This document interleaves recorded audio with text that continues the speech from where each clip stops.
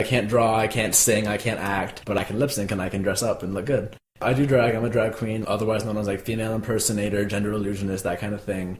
Basically, I was born male and male-bodied. I do identify as male. My name is Graham Stanley. My drag name is Sheena Arabesque. I'm a gender and sexuality studies major at UMass.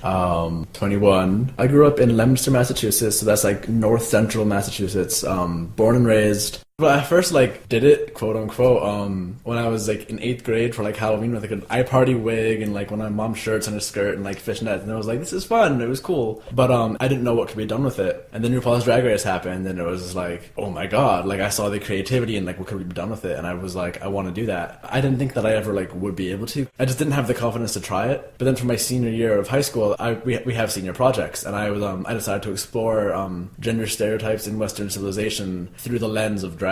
And that's what kind of got me started, and I've been doing it since then. So it's been almost 4 years now. It's very physically transformative, and there's a inner transformative aspect of it as well. It's definitely brought me out of my own shell. So I grew up with psoriasis, which is a skin condition where my skin in certain areas produces too much of itself, so it begins to flake and it's patchy. It first presented itself when I was in kindergarten, and it was fine then because people were like, "What is that?" I was like, "I don't know." And then as kids grew up and we got older, kids got smarter, kids got meaner. I was told in like middle school I was worthless, that I shouldn't be alive because I was so disgusting. Like kids would run away from me in the halls.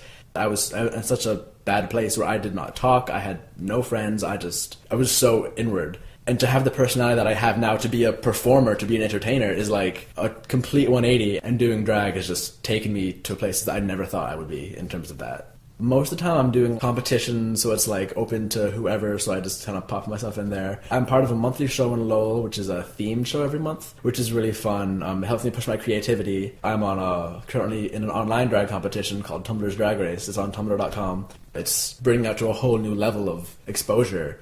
And I think that's amazing for so many young people who just would want to do it and wouldn't know what it is. My friends all love it. They think it's the coolest thing, and I'm so glad about that. They meet me, and I'm like, this dude, and I'm like, I'm a drag queen. Just like, oh, like, because you don't meet drag queens every day. You just don't. And I've been very lucky when it comes to my family, like, especially with the whole, like, coming out, being gay thing. I've had no issues in school with that, or with my family, with anyone. My mom is very supportive. She's been to a few of my shows, and she always says, like, send me a picture of your face when you're like, ready. I want to see what you look like. My dad, like, he says he doesn't, like, get it, but he's still proud that I'm doing something that I love to do. So I've been very lucky, but I know there are many people who have to, like, hide all their stuff and only give their face at night and, like, sneak out just to be able to do it. And it's really sad that it has to be that way because, there's so much art in it and there's so much creativity that people don't understand. And to limit it that way is just, it's heartbreaking. Especially when I first started, it was a weird way to be because I knew what I was looking like physically, but I knew what I felt like as a male, So I felt like my actions were more masculine than normal because I was looking so feminine, It was just a weird balancing act of how do I feel given who I am, which is a fun way to explore just the ideas of gender and sexuality and character and what a man is, what a woman is, and how that divider shouldn't be so concrete. And I think if you want to question gender, just get in drag sometime and just see what it feels like and look yourself in the mirror and talk in your own voice and then try to talk in a lower voice, your higher voice, and just see what that does to your mind, see how it affects you.